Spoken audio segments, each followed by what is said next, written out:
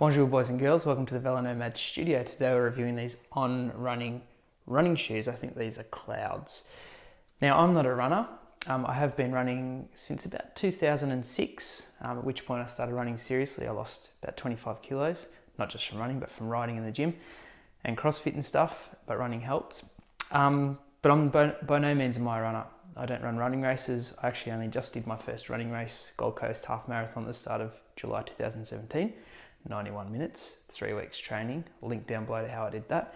But yeah, I'm not a competitive runner. I don't really know about running shoes. The extent of my knowledge of running shoes is running with some Brooks, Adrenalines, New Balance, Adidas, never owned a pair of Asics or other high-end running shoes. So that's the basis, excuse me, on which I make this review. First thing about these shoes is they took a lot of getting used to. They're very different to the normal running shoes I'm used to. They don't feel like they have as much padding. They've got these pods, which I'll come to in a minute. But after a while, they became really, really comfortable. And now I love running in these shoes. They're really comfortable. I slightly pronate to the outside. And these seem to accommodate this. I think these are neutral, but these accommodate that really well. These are super light. They're really light running shoes. It's a little bit off-putting at the start, actually, not having that weight on your foot. But when you get used to it, these things are a dream to run in. They really are a dream. So yeah, they're light. They're easy to run in. They're super comfy. The Gold Coast half marathon, I was really comfortable in that. I'm not used to running on paved surfaces like a road. Where I used to live in Melbourne, I did a lot of running on cliffs along the beach, so a lot of sandy running tracks and grass. But these are really comfy on the road, but I don't do a lot of Ks. I'm not doing 50 to 90 Ks a week, maybe 20 if I'm lucky. If I'm training for something like a half marathon, I might do 100 a month, maybe. Depends how seriously I'm taking it, but these are really comfy. The laces, I don't know what to say about the laces too much, because like I said, I'm not a runner, but they seem to work okay. They come with elastics, but these have been swapped for the normal races. They've got this bracing around here, which doesn't seem to do much at all. I mean, if I pull that hard enough, I'll break it. So I don't know what that does. It looks aesthetic to me. In terms of the torsional reinforcement across the shoe, they seem okay to me. Like I said, I'm just a lowly amateur runner.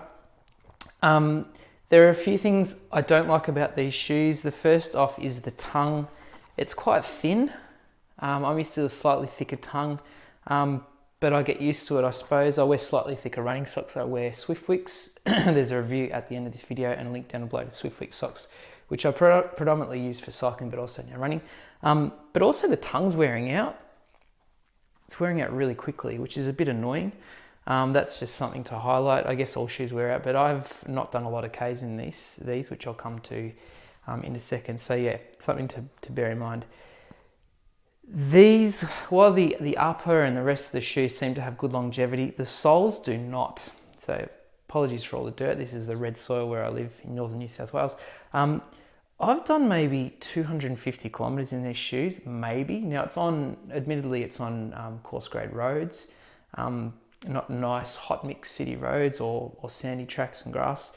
A lot of asphalt running, but these are wearing out really, really quickly. Yeah, like I said, maybe 250 Ks, but all the grip's wearing out. And I'm really doubtful that these will last 1,000 Ks, which is what I expect a shoe to last. So yeah, the grip's wearing out, but these Cloud things, the Cloud pods, they aren't wearing out. So that's something to bear in mind, the tongue and the grip on the soles, at least for me, in the conditions I run, course grade road, or almost entirely asphalt, these aren't lasting well, which is going to be an expensive proposition, right? The next thing that really, really irks me about these shoes, these pods are really good to run on. You can read about the engineering design behind them and the thought behind them on On's website, but for me, they're really impractical. Now, if I was running on those sandy cliff tops I mentioned on grass, no problem, but on asphalt, these things pick things up. So you can see all these stones I picked up from, I think from a couple of runs, which I collected to show. Mud, bits of debris. I picked up this screwdriver on a run. You know, it's crazy and it's really annoying. The Gold Coast Half Marathon that I ran, and I presume other races, I didn't have a problem. There were minimal bits of road debris on the road, especially the hot mix, nice roads up there. A lot of traffic, all the debris swept to the side into the gutters. But on country roads, I live in a rural area. Every single run, I'm picking up rocks, and I have to stop and pull it out, and that's annoying to me.